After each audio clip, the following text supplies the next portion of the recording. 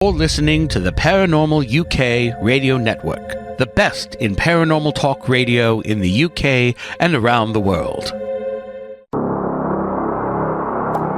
From haunted houses to cursed artifacts, from whispers in the dark to battles you'll never read in scripture, this is the Unholy Podcast, hosted by Doug Owen, author, investigator, and survivor of one of the most harrowing real-life hauntings ever documented. Each week, Doug pulls back the veil between this world and the next, sharing stories that aren't fiction, because he lived them. Prepare yourself. The silence is over. So there are things that don't belong in this world. Not spirits, not ghosts, not anything that we've been taught to understand. And they don't follow the rules. They don't stay where they're supposed to stay. And sometimes they notice you. Welcome back, or welcome to the Unholy Podcast. As always, I'm your host, author and paranormal investigator Doug Owen. And tonight, we're stepping into something different. Not just hauntings, and not just paranormal encounters, but the possibility that what we're experiencing isn't even from here. Because what if the things that people see aren't the dead? What if there's something else entirely? Tonight, I'm joined by Milyssa Leigh, paranormal investigator and host of Transdimensional Realities, a show on the Paranormal UK radio. So, what may exist beyond it? We don't know. Milyssa, welcome. Thank you so much for showing up and coming on the show. I really appreciate it. So, well, thank you for having me. Absolutely. It's my pleasure. Let's start with question number one. Here it is. Okay. So, I'm interested to hear this. I'm really excited. So what first pulled you into the paranormal? And when did that curiosity turn into something more serious? Well, I've had experiences off and on most of my life. Growing up, I heard my name being called. Now, the house I lived in, I never considered it haunted, but there was something around me, and I would hear my name being called. I thought it was my mother. I'd go in to whatever room she was in. I go, "What do you want?" She goes, "What do you mean? I never called you." And she'd always tell you, "Oh, it's your imagination." That was her favorite comeback phrase. But I would have experiences like that. I would have weird dreams that made sense a lot later in life. Like one night I dreamed I was a ghost, that I was in the backyard. There was somebody else with me. It was nighttime, but everything was bright. It almost looked like looking through a starlight night vision scope. Wow. A little bit of a green tint to it. And I'm sitting there going, I'm a ghost. This is so cool. And I realize now it was an out-of-body experience. Wow. Because I only remember a little bit of it, but when I woke up the next day, my whole body was electrified. And I swear for almost 3 days, it feels like I was walking a foot off the ground. It was amazing feeling. Wow. So these incidents happened, and I've always been interested in anything weird, paranormal, ghosts, UFOs, Bigfoot, as a kid growing up. And it wasn't until I was in high school, I saw an old documentary on TV called The Amazing World of Psychic Phenomena. Okay. And in this documentary, there was one section where they focused on this investigator, scientist, who was going around to cemetery tape recording graves. And he would get voices. Now, this was way back before the term EVP, electronic voice phenomenon, was coined. Right. It's back in the early 80s. Yes, I'm aging myself here.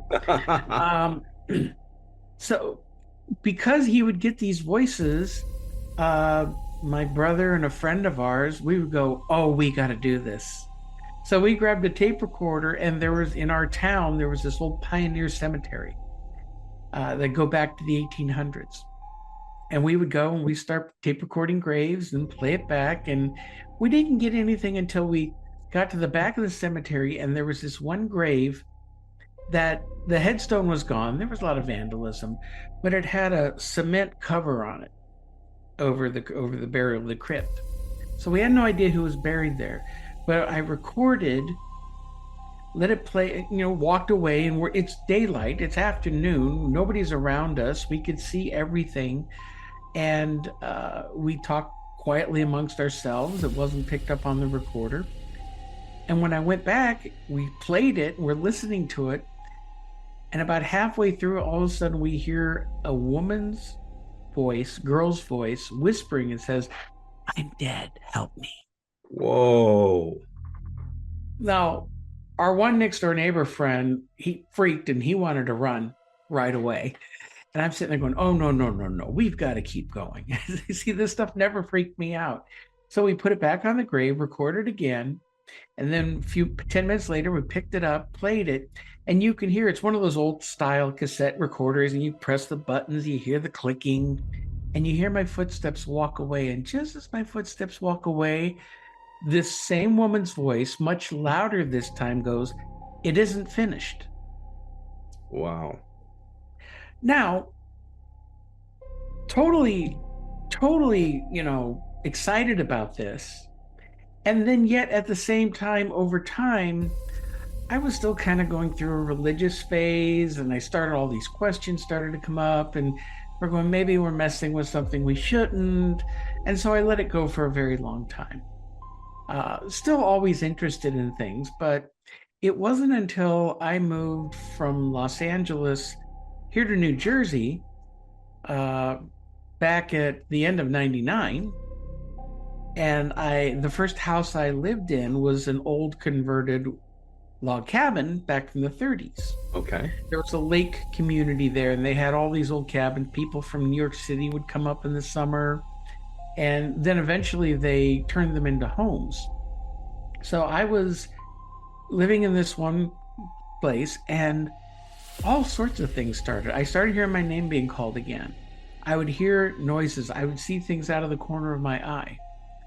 So I had a video camera, and it was just a regular white light video camera.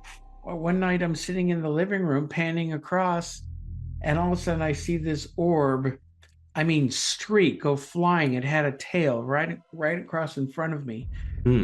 So I pan the camera around and look, and across the room there was this rocking chair. And all of a sudden, I don't know what this thing was. I jokingly call it a flying sock. Okay. Because it was this whitish, it was like a tadpole, bulbous head, almost like a tail, came flying out from under the rocking chair and flew past me into the doorway into the kitchen. And I caught it all on video. Wow. That was my first real capture on video. Since then, I've caught a lot. I called a local paranormal group to come in and investigate, and I wound up joining them. I was hooked. I joined the group and was with them for a few years. And then, some of these groups, drama happens. The owners, the people who ran the group, one had cancer and passed away, and the group kind of fell apart. So I went and formed my own group, North Jersey Paranormal Research. Okay. And for about 10 years, we were doing investigations all over the state, not only private homes, but public locations. We've done a few famous places like Gettysburg or Rolling Hills up in New York State. Oh, nice. And we would catch some great stuff. But over time, and again, the ghost shows were coming out at this time, and we know how we feel about the ghost shows. Absolutely, right? Do we need to mention it? Well, I'll mention one. I got roped into doing an episode of Paranormal State. And that was a cluster, of epic proportions. Mm-hmm. Production company was so corrupt. And they manipulated, faked some stuff. It was a bad experience. That's sad. But what started to bother me is going in, like all these other groups, going into a location, just trying to capture evidence. Right. It wasn't enough for me, because what happens? We capture evidence, talk to the clients, let them know, okay, yeah, this is what we think is going on, blah, blah, blah, and then leave. Yeah. We didn't know how to cleanse a house or Right. we weren't helping anybody. And then this one case came up, and it was the most long-running case I've ever done. And it opened my eyes to things I had never considered before. And it was this case here in a town up on a hill here in New Jersey, not far from here. And it was two houses, not one, but two, across the street from each other. Okay. In this old town. And the houses were built around the 1920s. Okay. They had so much activity going between the two houses, and the homeowners, the two women, their husbands didn't want to believe it, but they were experiencing it. And they kind of formed a little support group with themselves talking, because they were all experiencing things, seeing apparitions, seeing shadows, hearing voices, seeing all sorts of things, feeling real oppressive energy. So we did multiple investigations over time, because they let us come in, they liked us. And everything started to make sense in terms of, we recognized we weren't dealing with a ghost. We weren't dealing with a traditional haunting. Now, that area back at the turn of the 20th century, there was a big fire. It used to be farmland, and there was farmhouse nearby, and it burned down the whole town. People died. At first, that's what we thought. Maybe it was people who died in the nearby farmhouse and they were haunting it. Right. It didn't make sense, though. I got an EVP. Actually, two of our investigators captured the same EVP on different devices. Really? It was a different language, and it sounded Native American. Now, around here, there was heavy Lenape influence in community. The one house, they found, supposedly when they were building it in the 20s, they found burials when they were putting together the foundation. Human beings. Human.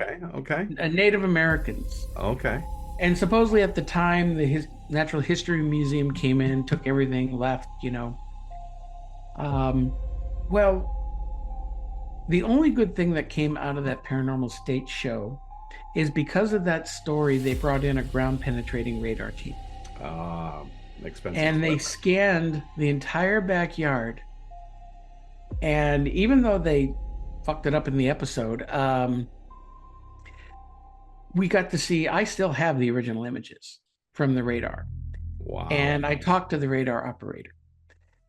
In the backyard, there is a big circle under the ground, maybe 3 feet under the soil. Big, perfect circle. And at one end, there looks like a point. It's facing north. The opposite end, there's like a fan. You know what I'm getting at here? Yeah. Okay. Like an arrow, even though you didn't see anything in the middle. Okay. Around this structure, there were these 5 white blobs that they called areas of interest. So I asked the radar operator, I go, what do you mean areas of interest? He goes, those are burials. Okay. There's bodies still buried in that backyard. Okay. Unfortunately, the client for that house was so afraid of everything and so nervous, she didn't want anything to dig it up. Right. She was afraid of making things worse. So we still have no idea what's there. Understandable. So do you think that large structure under the ground was a compass or stone, or do we think it was maybe metallic in nature? Do we have any idea? I think it's more than likely stone, rocks placed around. I would equate it to like a medicine wheel. You see Native American medicine wheels. Sure. The point in the fan is unusual. I've never seen a medicine wheel with look like an arrow going through it before. Yeah. So that was interesting. Now, The other house across the street was really fascinating because that house was backed up against the woods, and then that would go down to a cliff to go down to the town below. Okay. And several times they kept seeing dark shadows standing in the woods looking at the house. Oh. Shadow people. Yeah. One seemed to have a top hat, Hmm. which is, a common occurrence. And the different types of experiences, lots of EVPs. We captured in the master bedroom, we caught a partial apparition. It looked like a head. The camera operator, he moved his camera. He was focused on one end of the room, and as he started to move it across the other end of the room, this blobbish head, it looked like a hairline and no face, Okay. came into view, and then it acted like it realized, oh crap, they can see me, and it went whoosh, scooted right out of the way. And another time, the homeowner called me one morning, absolutely freaking out. She goes, I've got to tell you something. You're going to think I'm crazy. You're not going to believe me. And I kept having to coax her. Tell me. I'll judge for myself. She was so afraid. And finally she said that she woke up in the middle of the night, and across the room where her dresser was, she could see what looked like this white, misty figure standing by her dresser. Okay. She looked at it for a minute, and then she said she must have exhaled or, made a noise or whatever. This thing turned around and looked at her. And she said, Milyssa, I'm not kidding. This looked like a fucking alien. Wow. Okay. Now, and then it vanished. She said it had the big eyes, everything. And that's when I first started to get the notion that we weren't dealing with ghosts. We were dealing with something else. The shadow figures in the woods. And I started doing a lot more research on what I call elementals. Elemental types of entities that aren't ghosts. They're not exactly spirits. They are kind of in between our world and another dimension, I believe. They come flit in and out. And through the research and talking to other investigators like Irene over in the UK, where they deal with all the old fairy lore. All the old fairy lore, and Middle East is jinns, and then Sweden, it's Norway, it's trolls. That everybody has tales of different types of creatures that can appear and disappear. Hell, even Bigfoot has those qualities if you talk to some witnesses. Absolutely.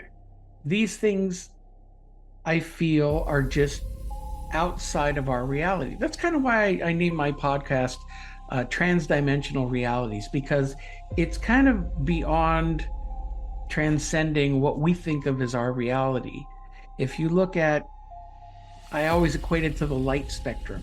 Okay. The electromagnetic spectrum goes like this, Right. wide, but yet visible light is only like this. We can see this. Right. Yet we have infrared and ultraviolet on either side that we now have instruments that can pick up, but we can only see this frequency. Right. Right. So that's what I think we're dealing with. We're dealing with beings that live outside of what we consider our normal three-dimensional reality. Yeah, absolutely. Absolutely. They can still interact with us. And again, we investigated for years before both clients eventually sold their houses and moved. They had to get out of there. And let me tell you, all these years later, I wish I could go back and talk to the people who own the houses now. Right. But there's an ethical problem there, because you don't want to come up to somebody, maybe they're having an activity, maybe not, and say, yeah, is your house haunted? Or are you experiencing stuff? And Right. then they might be upset that nobody warned them when they bought the house, and that can turn into a whole, No, exactly. You look up, knock on the door, and say, "Do you know that you're living on top of the pet cemetery, right?" I mean, wow, that just blows my mind. So, What was the defining moment for you, or the one experience that made you realize that, hey, you know what? This is real. I'm not insane. I'm not seeing things. This is actually happening. What was that one moment where it just kind of popped? It's hard to say because I've had so many experiences. I've audibly heard voices. I heard one time I was investigating a house where their cat had died. Mm-hmm. And all night long, I kept hearing a cat meowing, and I caught it on audio and video. Wow. And there's no cat in the house. I would sense things. My body, let me preface this. I think all of our bodies can sense when the energy changes, when there's something comes in the room and is throwing off an energy. My body starts acting like a little anxiety attack. My heart palpitates a bit. Sure. I feel that little bit of fight or flight hit me.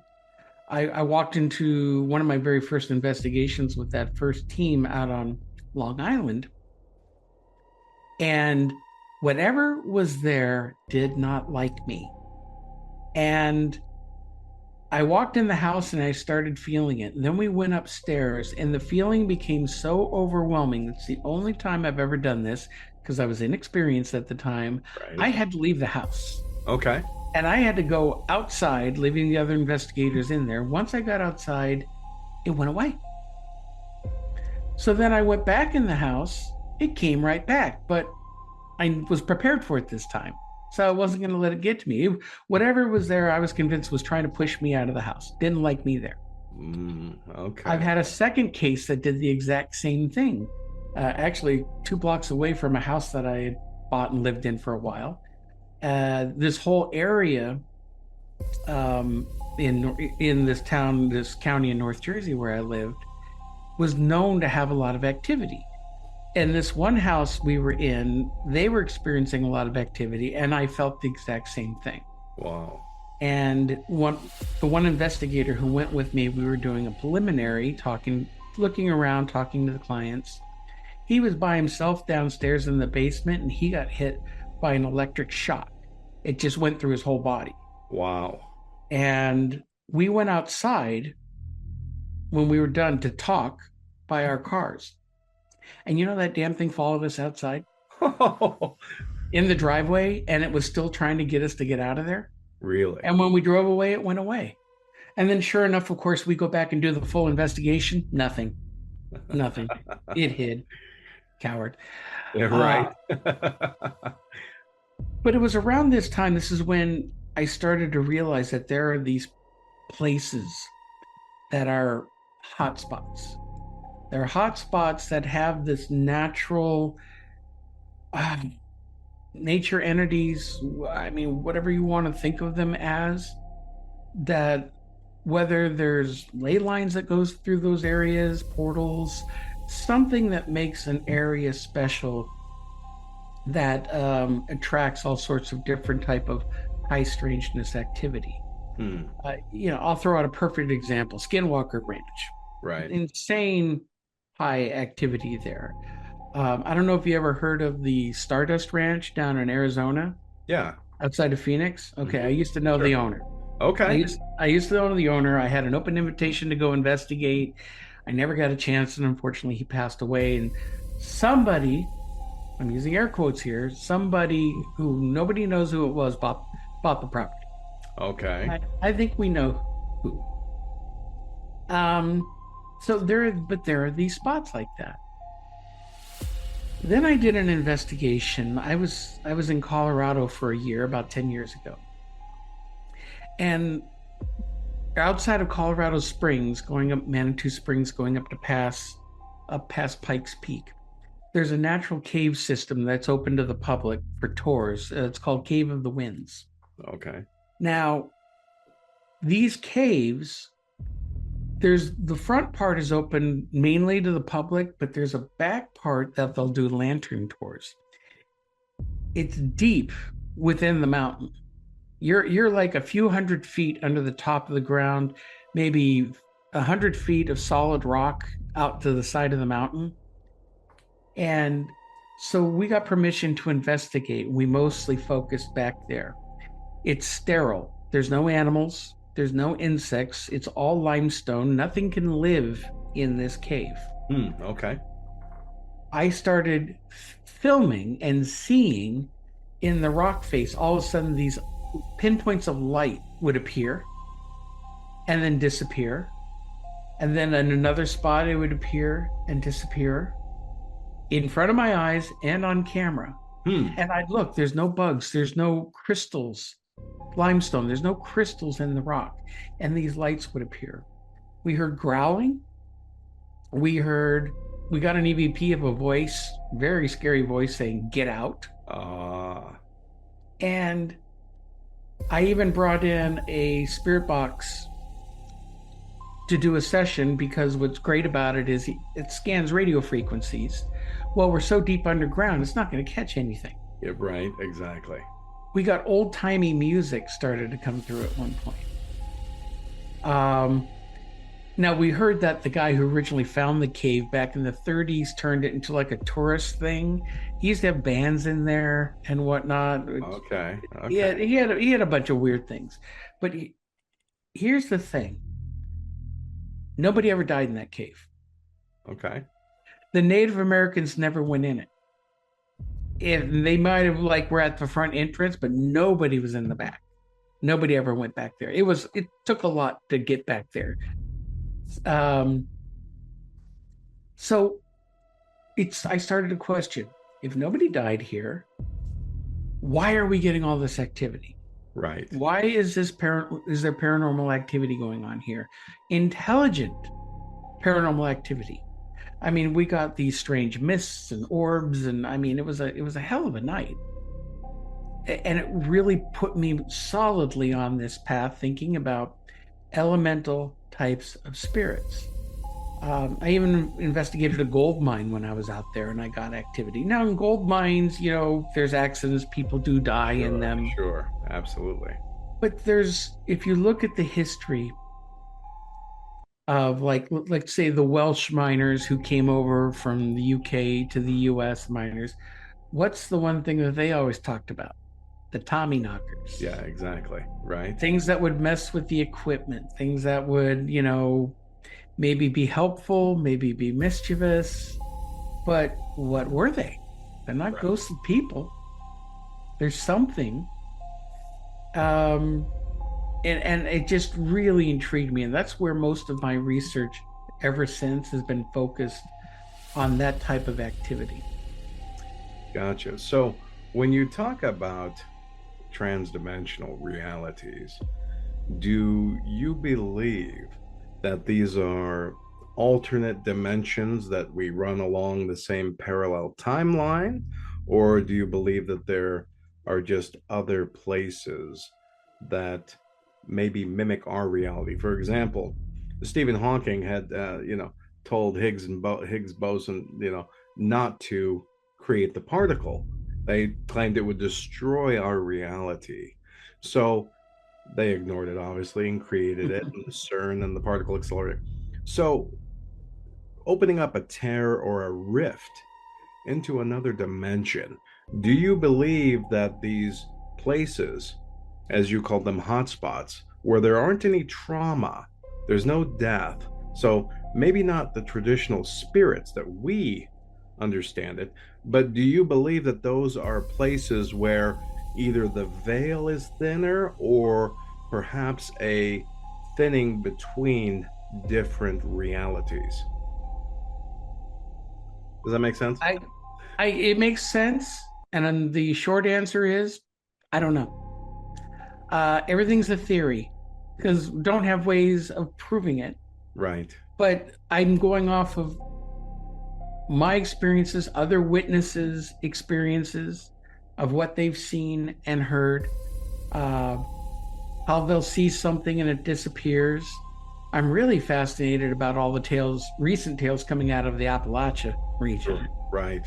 And the rules for living in Appalachia are pretty funny. Not putting it down, I'm just saying it's like they are really scared of what's there, and they warn everybody. Sure. It's the same type of phenomena. It's creatures, it's things that appear and disappear. Now, are they able to cloak themselves, vibrating at a different frequency that our eyes can't see? Are they able to flit in and out of our reality? I don't know. It's a possibility. It's possible that there are hotspots on Earth that just are more charged. And let's face it, the Appalachian Mountains are the oldest mountain range on Earth. Right. And they stretch originally from the Americas all the way up and down into Scotland. Right. So it's a long mountain range that, erosion over time, but still. So I don't know. It's fascinating to think about. There's also times when we have to think about time. Linear time is an illusion. It doesn't exist. They talk about that in string theory. And the theory is that all time is happening now at once. Everything's happening right now. Everything that ever has happened, ever will happen. It's happening now. Our brains can only perceive things from beginning, middle to end. Right. In a straight line. So I'm going to give you a good example. My friend Irene, who is a very, very powerful psychic medium, probably the best I've ever seen. Okay. And she's had experiences since childhood. And one story she tells that I like to repeat, because it really made me think, is she and her husband were looking at buying a house in London. And they were walking through the house, and she decided to go upstairs and check things out. She goes into the house. She goes upstairs. She opens the door, walks in one of the bedrooms, and standing in front of her is this woman in like Edwardian period servant's clothing. Okay. They both look at each other. Their eyes lock. Their jaws drop in shock. The woman disappears. Now, traditional paranormal researchers, ghost hunters would say, oh, well, that's the spirit of someone who died. They don't know they've died and they're still going about their daily duties, blah, blah, blah, blah, blah. And I think, that's a bunch of shit. Right. What makes more sense to me is that both she and that woman each saw a ghost.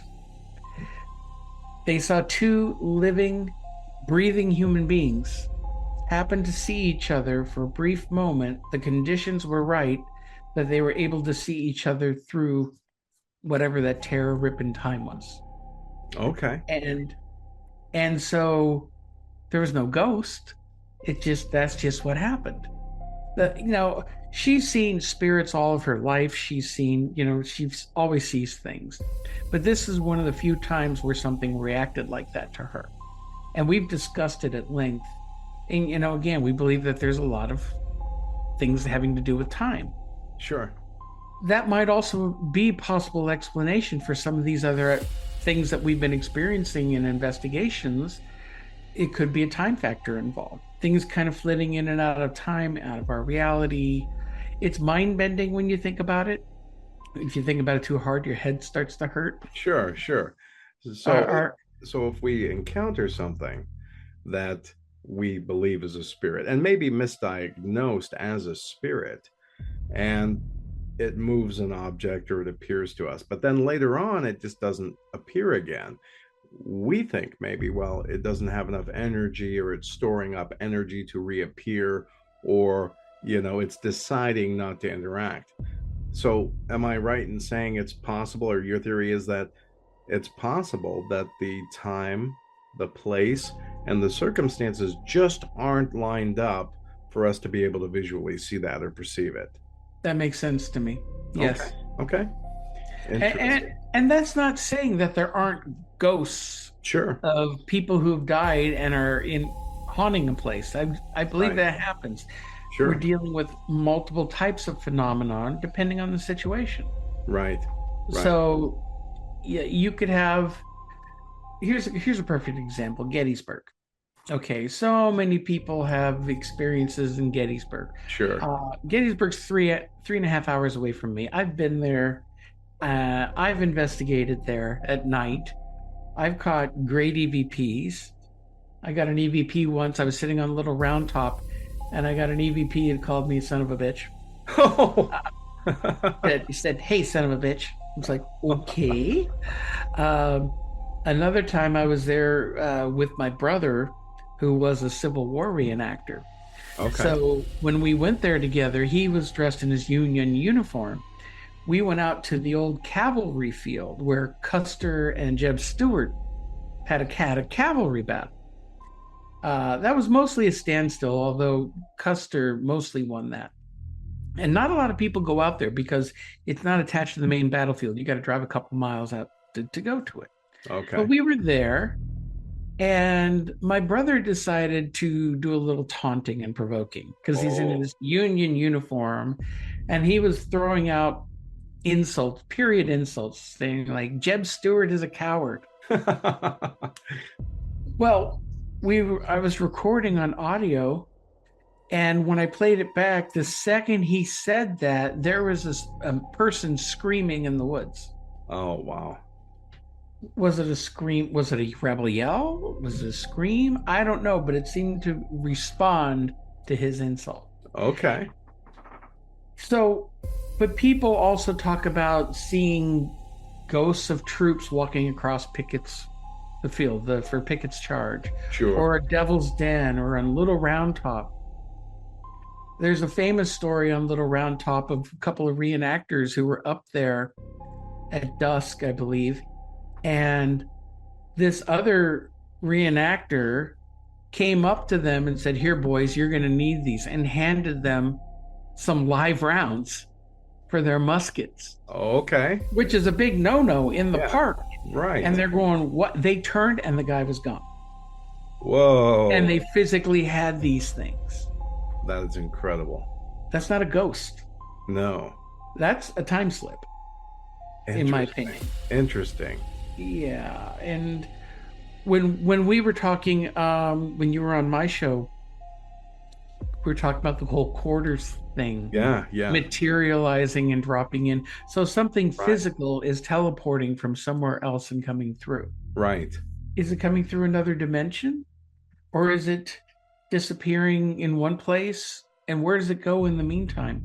And then materializes somewhere else, like dropping right in the middle of us, standing in the kitchen. Exactly. You mentioned quarters as well, too. I did, yeah. Very bizarre. But it makes sense. It makes more sense than a ghost put it in his pocket and you can't see the quarter. It makes more sense that, there is a rift or a tear in the fabric of time and space. So that's interesting. So I think that, as I said before, I think some of these things get misdiagnosed. But do you think these, let's say entities or these other people from another time or another place, do you think that they understand us, or do you think that we are just noise to them, or do they see us possibly as the ghosts? Is that a two-way thing? I believe it all depends on the circumstances and who or what you're dealing with. The woman that Irene saw in that bedroom, to me, was a person, and there was a little time slip there where they could see each other. But sometimes there are these other creatures or entities, the shadow people report seeing coming in their room. A lot. Going back to I just had a thought here. Going back to the story of in the house, the client called me and said that this thing turned around and looked like an alien. Right. I've heard that before. People who are dealing with these elemental types of entities, things that seem to be under the ground, they kind of look like gray aliens. Yeah. Now, are you dealing with aliens, or are you dealing with something interdimensional? Something that comes through, and then there are stories like out of Appalachia. Yeah, you've heard of the rake, this white humanoid, thin, looks like Gollum, no hair. Sure. That people see and comes through. What is it? 1 minute it's there, the next minute it's gone. people who hear footsteps walking all around them in the woods. Nobody is there. It's hard to say exactly what it could be. Is it dangerous? Is it threatening? Most people get scared and get out of there. Sure. And then again, you have all the national parks have such a high rate of missing persons. You know, there's David Paulides' series of books, Missing 411, where people are walking along, maybe in a line, and the person behind them, they see him, and then they turn around, that person's gone, never to be seen again. Right. What happened? They get snatched into another dimension? Who knows? Interesting. So the Pine Barrens, the Jersey Devil, that's right in your neck of the woods. You know, there's another example of a creature or folklore that seems to have basis, and they all do, in reality. It would be great if every state just made up their own, you know, creature, like the state flower. Well, what's your state cryptid? What's your state creature? You know, but it's rather interesting though that and people end up missing in the Pine Barrens all the time, you know, and it's not just Tony Soprano taking them up there, right? It's got to be, you know, it's got to be something else. Well, the Pine Barrens are in South Jersey, which I'm in North Jersey, so it's a few hours away from me. I've never really went down there and did any investigations to look into any of this other types of phenomena. I will give you my thoughts on the Jersey Devil. Sure. Crap. Really? The Jersey Devil, no. Okay. Folklore, but I'll tell you what it's based on. Yeah. There is a particular South American bat that is huge. It has a horse head on it. When it stands, I've seen pictures of people holding these things, and it's a real bat. I've looked it up. I just forget the name of it right now. It's the spitting image of the Jersey Devil. What everybody says they see the Jersey Devil. Okay. What are the chances that either someone had one and let it go down there, kind of like they let boa constrictors out down in the Florida Everglades and they're thriving? Mm-hmm. Or, you know, maybe there was a colony or some of them there at one time. But no one's had a real legitimate sighting of a Jersey Devil in years. No pictures of one. Right. Nothing that looks legitimate. Right. So I don't believe the Jersey Devil exists. That's not to say that the Pine Barrens don't have their own type of activity going on down there. Right. Now, we also have our own Bigfoot here in Jersey. Is that right? Yeah, I've seen it a couple of times in Northwest Jersey, where I used to live. They called him Big Red Eye. And he would show up about every 20 years. One would show up and there'd be howling in the woods. Something was getting into people's trash cans, which they swear wasn't a bear. And right. I've had bears get into my trash cans plenty of times. Sure. Even Finding Bigfoot did an episode once up there.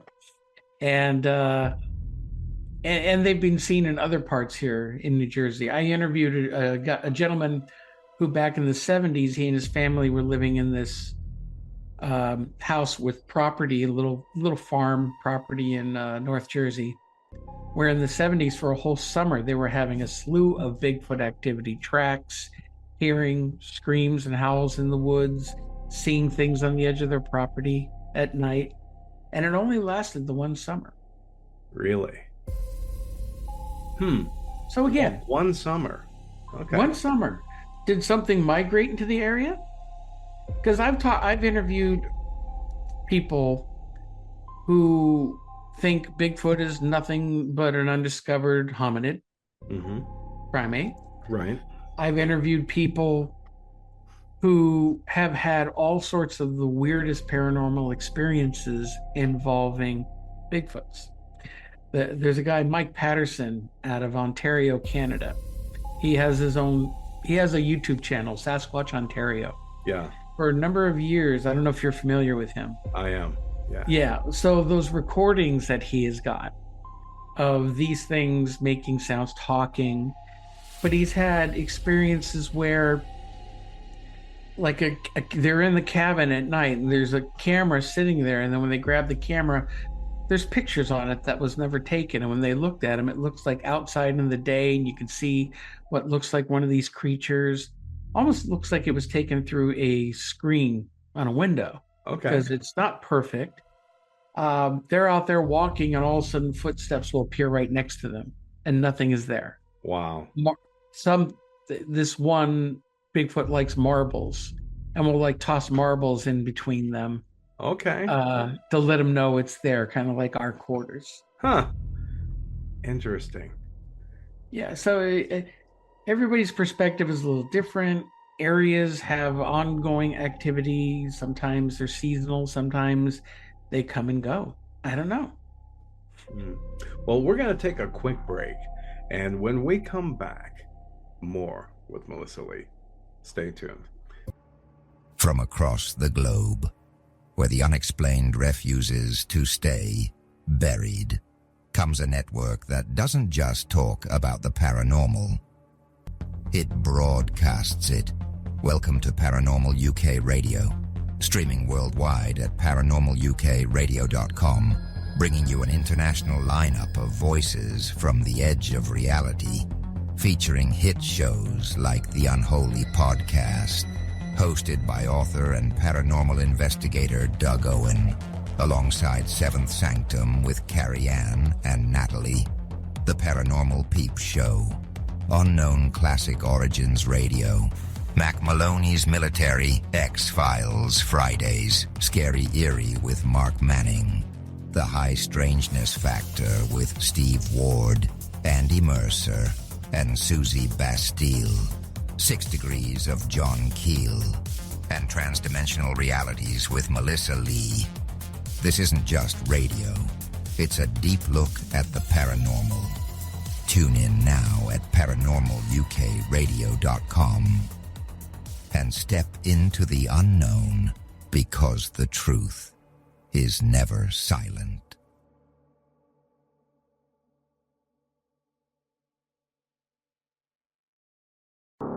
The experiences discussed on the Unholy Podcast are not fiction. They are drawn from lived events. Doug's first-hand account of a sustained haunting, as documented in the book, The Unholy Silence. The book details the investigation, the psychological toll, and the impact on his family, offering a deeper look at what happens when paranormal events move beyond theory and into daily life. The Unholy Silence is available worldwide through Amazon in paperback, hardback, and ebook formats. For those who want the full account, the story begins there.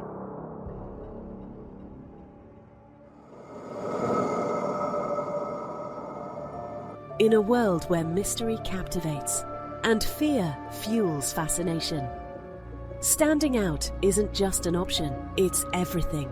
That's where Methodical Management comes in. We are a premier management and PR company specializing in the paranormal, psychic services, and horror industries, connecting exceptional talent with the opportunities they deserve. From investigators and mediums to creators, authors, and on-screen personalities, we elevate your presence, amplify your voice, and position you where it matters most. Strategic branding, targeted exposure, meaningful engagement. Because in industries built on intrigue, credibility is power, whether you're building a name or expanding your legacy. Methodical Management ensures you're seen, heard, and remembered. Methodical Management, where talent meets opportunity and the extraordinary becomes undeniable.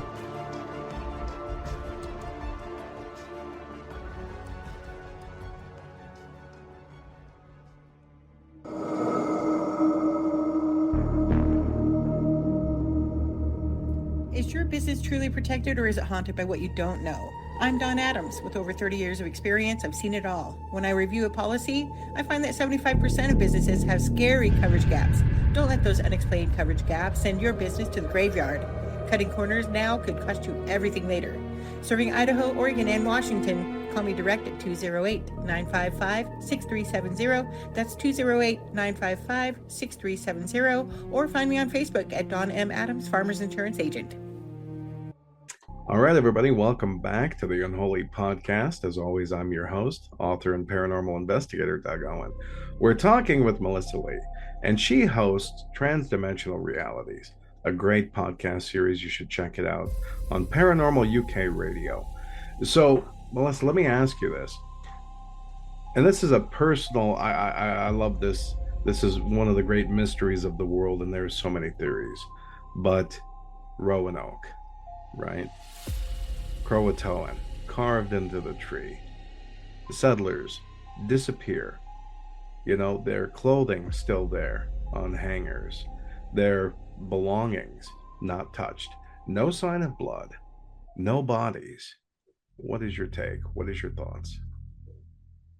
Well, that's not the only one. There's ships at sea, Bermuda Triangle. People find ships abandoned, and there's food on the table, and everything seems fine. Just there's nobody there. Right. As far as the Virginia colony, I don't know. I think there's too much that could happen if maybe they were attacked and they ran and left everything.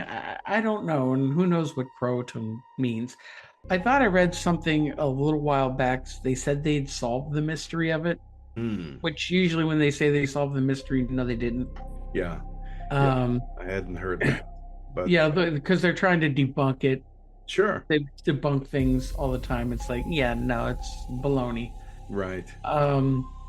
It's like, it irritates me. This is a little off topic, but Sure. like the pyramids. Okay, the pyramids. Sure. There's so much about the pyramids that what we're being told is, by mainstream archaeologists like Zahi Wad, are total BS. They were never tombs. There's the structures underneath the pyramids that they've recently found. I even got annoyed with Josh Gates from what's his show, Expedition Unknown. I met Josh before. He's a nice guy. I watched him since the Destination Truth days. Sure. But one of the newer episodes he did was at the pyramids with Zawi Hawass, and they flat out said, "Oh yeah, this was a pharaoh's tomb." I just wanted to reach through the TV and strangle him. It's like, no, it wasn't. Because it's all this disinformation that comes out that tries to tell people, don't look over here. This is perfectly normal. Right. There are things like giants in America, the mounds, especially in the Midwest, the mounds in Ohio, where they excavated giant bones back in the 30s, 40s. And who swoops in and takes all of them? The Smithsonian. Of course. Never to be seen and heard of again. So yeah, they'll do hit pieces on these places to get people to stop talking about it and stop questioning. But there are places all over this planet that has phenomenon or evidence of past civilizations far in advance of our own. Like I'm fascinated by in Peru, you have next to each other Pumapunku and Tiwanaku. Okay. And the megalithic blocks there that were cut with like laser precision. Yes. And they're magnetized. You put a compass in there, it'll spin. Yeah. At 14,000 feet above sea level. Right. Let me tell you something. Pikes Peak in Colorado is 14,000 feet. And I went up there and I got altitude sickness so bad, I was sick for a couple of days because of the lack of oxygen. You can't exert yourself. Who is building these big blocks and building these things at such a high elevation where if you're not acclimated to that environment, you're going to be hurting? Sure. Absolutely. Wow, that's fascinating. So, the information that travels to me, we were always taught in school. These pyramids, giant tombs. It's interesting, now that the disinformation is fascinating because here we are, paranormal investigators, and paranormal using the broad, cryptids, dimensions, everything, demonic, heaven, hell, whatever it is. We're looking for the truth. We're searching for answers.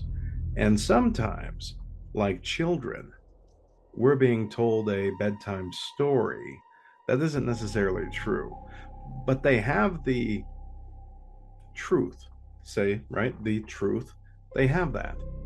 So, do you believe that these organizations or the government is keeping these things from us because these things might be a source of power, intelligence, or something that could possibly threaten their very existence?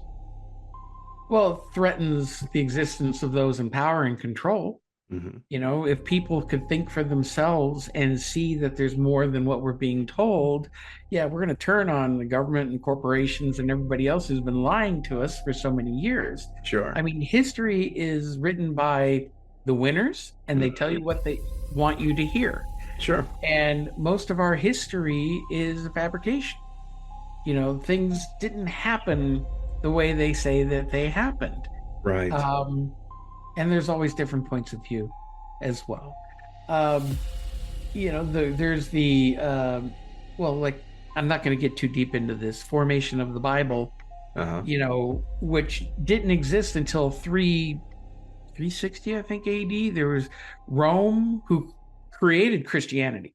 Rome created, it was a Roman religion. Right. And they put these books together, picked and chose what they wanted, and they called it, this is the word of God. Sure. So two councils, Council of Nicaea and Council of Constantinople, where all these bishops and everybody got together to argue what should be put in, what should be say. Right. And of course, what's in there right now controls us. You're going to go to hell. You don't listen to us or believe this.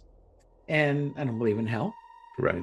You know, I believe everything's a learning experience, but that's a topic for another day. Sure. But I think there's so many wonderful things with our world, and I've always heard that we are a species with amnesia. We don't know our true history.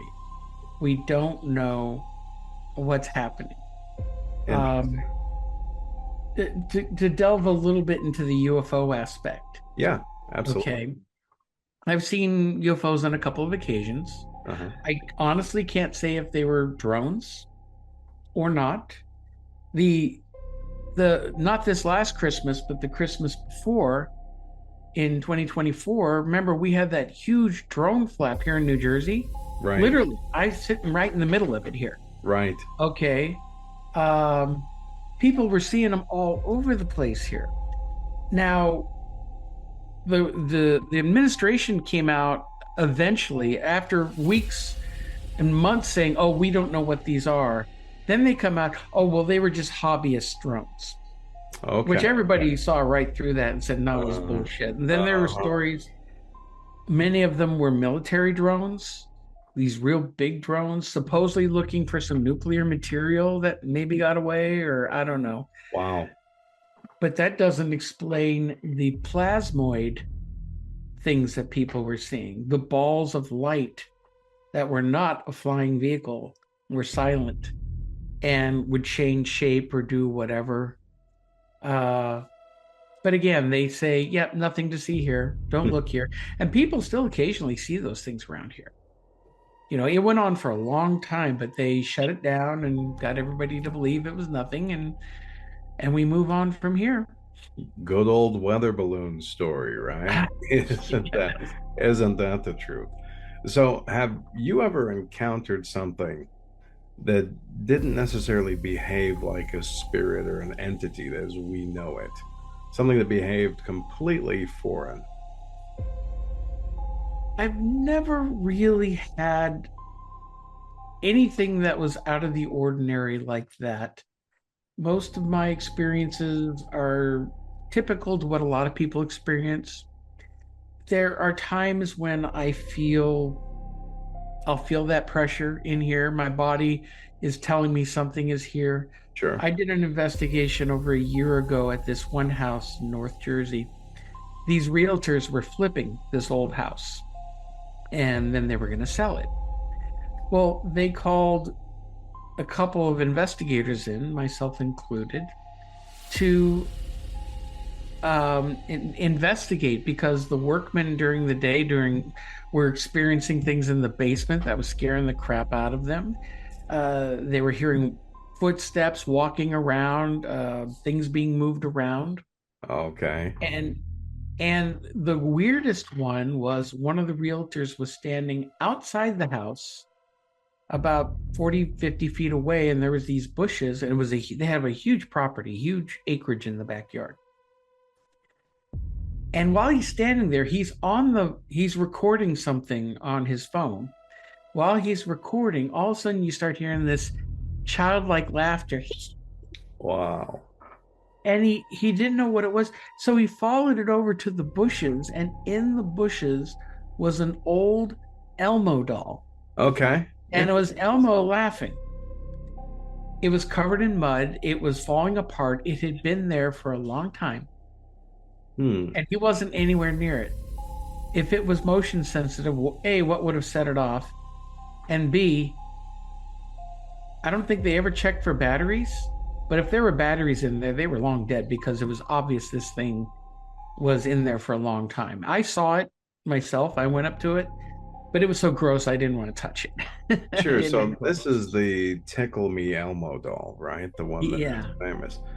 So, wow, that's incredible, because yesterday I had recanted the story, and it's written about in my book, The Unholy Silence, is that my younger daughter, her Elmo doll, turned its head, spoke to her, told her to grab a butcher's knife and kill the family. Now, when she came and told this to me, her question was, "Dad, do we even have a butcher's knife?" I said, "Well, you're saying it wrong, but no, don't worry about that." Well, she took the doll. She says, "Well, I don't want this anymore. Take it away. It's scary." I said, "Honey, are you sure it's not a dream? You want to get rid of your doll?" She said, "Yeah." So she took it outside and gave it to the Rottweiler, who was notorious for destroying toys. The dog never touched it. It stood there for a week, right on the patio. And eventually we did bag it up and throw it in the garbage can. But she was adamant that this thing spoke to her. So that's very interesting that you mentioned the Elmo doll. It's very, very interesting. It could be the same one. Well, when we were there, though, here's what's funny. When I did the investigation, I brought one of my other investigators with me. Now, there was another investigator who I won't name, but he's somewhat famous and was on his own show for a while. And I personally thought he was too full of himself and kind of an ass, and I'm the only one who did any actually investigation. Okay. He was standing around all proud of himself. But we kept feeling this heavy energy out by the bushes where that Elmo doll was. Now, I put a trap camera up to see if I could catch anything, and I left it there for a week and caught a lot of wildlife, but nothing there. But you could just feel the heaviness. And when you're in the house down in the basement, you could feel that heaviness. And one of the more impressive pieces of evidence we caught down there is I had an infrared camera, a video camera, set up on one side of the basement. It's a huge basement. Right.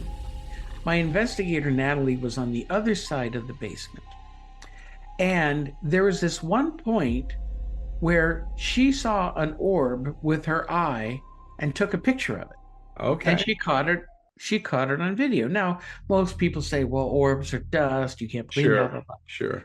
Well, not only did she see it with her naked eye, my camera, about 40 feet away, facing her, the opposite end of the room, caught that orb coming across and her taking the picture of it. Wow. So 2 different points, focusing on to see the size of it, where it was located. It was probably about this big. I mean, that was an impressive piece of evidence. Interesting. We also got an EVP saying this one girl's name. I forget what it was off the top of my head, but the other investigator, he had one of those apps that, what's it called? it's those annoying ones that just make up words and gibberish and whatnot. Yes, the spirit or the name of it escapes me, but I know what you're talking about. Yeah. Sure. Yeah. I find it highly annoying. Yet there were a couple of times it said some words. One time it said a name. Well, when I was playing back my video, I caught that name in an EVP on my video before that device said it. Before the device. Interesting. Yeah. And then the best piece of evidence we caught was, well, just during our walk through preliminary, my investigator, she took a picture from the basement, from the bottom of the stairs, that would go up to a landing and then make a right to go up another small flight of stairs into the main part of the house. Yeah. And she took a picture. Nobody was standing there.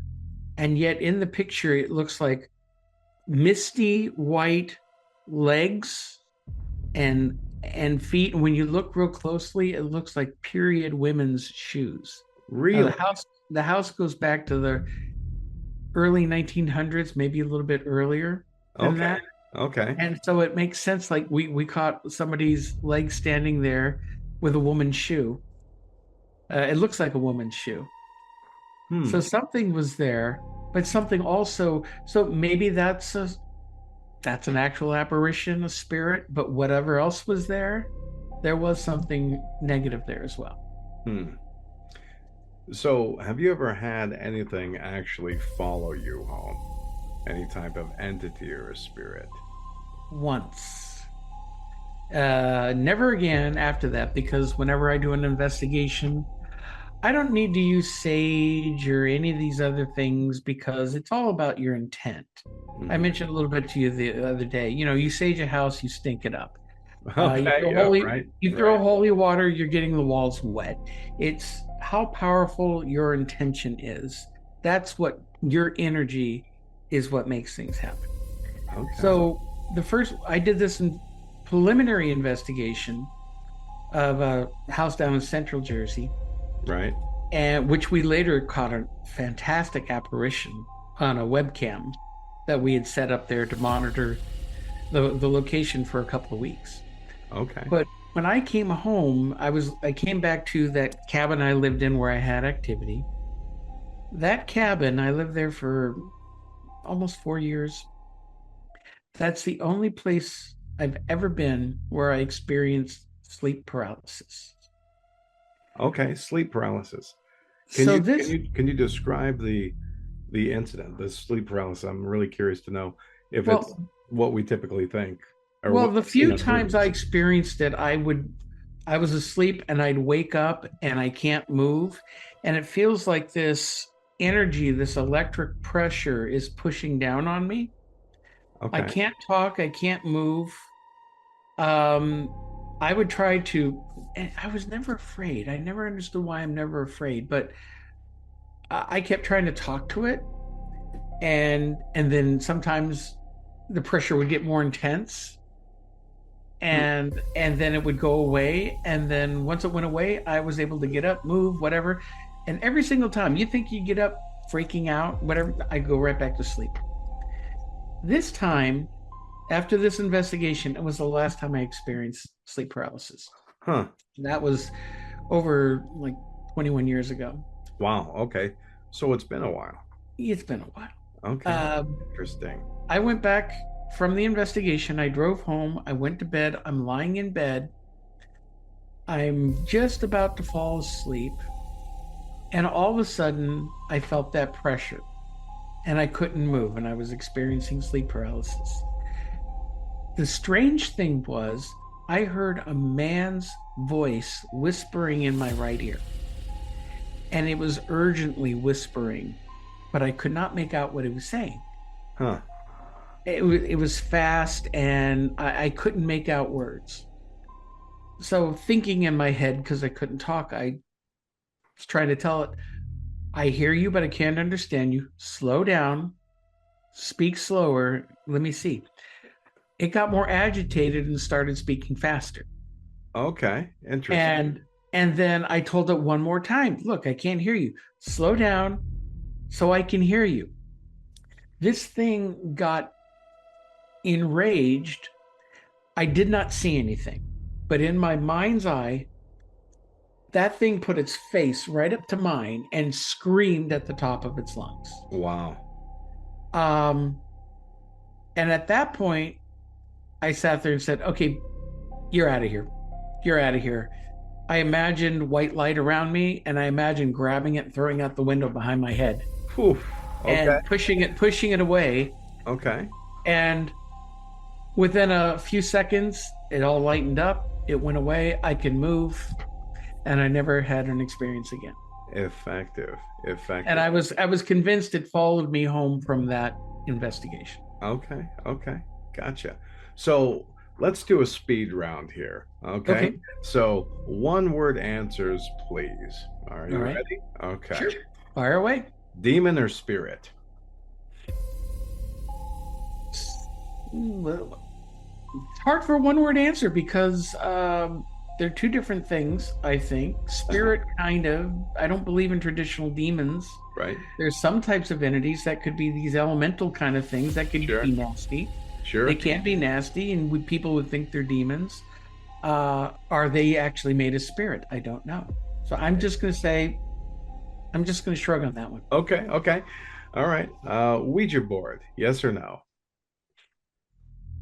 Yes, if you know what the hell you're doing. Nice. It's not a game. If you're trained, you know how to close it.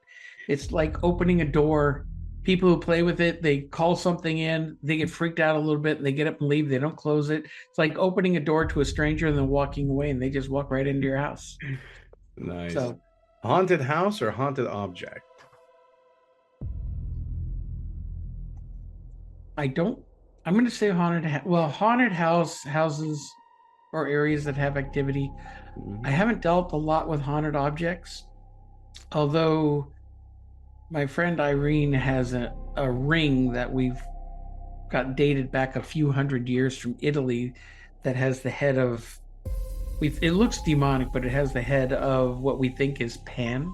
Okay. Yeah. It has the horns, it has this beard, ruby ingots for eyes. Sure. Half the face, it's handmade. Half the face looks like one kind of thing. The other half looks more disfigured, demonic. Interesting. And it has a personality of its own. Let's put it that way. Okay. So possession or oppression? Both. Okay. Fair enough. Both. Oppression leads to possession. They wear people down to the point where they're more susceptible to come in. Now, the stories that you were telling me that happened with you and your daughter and your neighbor, sure, they felt like a type of possession, but not how it normally happens. So right. Interesting. It was very interesting. EVP or apparition? Well, apparition is the gold standard. I'd love to see an apparition, but I've gotten many EVPs. Okay. Cleanse or confront? Yes. Okay. Fair enough. There's steps to everything. Absolutely. So fear or curiosity? Oh, absolute curiosity. Right. I never really get afraid. I've been creeped out at times, walking through an empty mental institution in the middle of the night by myself to retrieve a camera. Yeah, I had the creeps, but it wasn't ever anything fear that I would turn around and run out. Sure. Protective item, cross or crystal? Doesn't matter. It's what you have, your energy, what you believe in. You put your energy into that item. You think that's going to give you protection. If you believe in it strong enough, it'll give you protection. Yeah. I mean, I could hang this mouse off my chest, and if I believed in it, that would protect me. It would. Because it's not the object. It's you and your energy. Okay. All right. Terrific. Well, I want to thank you for coming on the show here. I think we've reached the time here. But Boy, I really appreciate you coming on the show. Thank you so much for being here. And I know that the listeners and the viewers are going to absolutely love this episode. You're a wealth of knowledge. Love to have you back on the show. 1 hour just does not seem long enough for our conversations. We could talk for days. Absolutely. I'd love to come back, and thank you so much for having me on. Absolutely. So this is where it begins. If you enjoyed tonight's episode, make sure you follow, subscribe, and share it, because if you've experienced something that you can't explain, something doesn't feel right, something out of place, reach out to the show. We'd love to hear your stories. And as I always say, dear listeners, dear readers, stay safe, be aware, and beware, because sometimes the silence is the most terrifying thing. You've just heard another chilling chapter of the Unholy Podcast, hosted by Doug Owen, author, investigator, and witness to the things most fear to name. For more real stories, cursed objects, and exclusive content, step deeper into the dark at authorDougOwen.com. Subscribe, share, and remember, some silences aren't empty, they're waiting.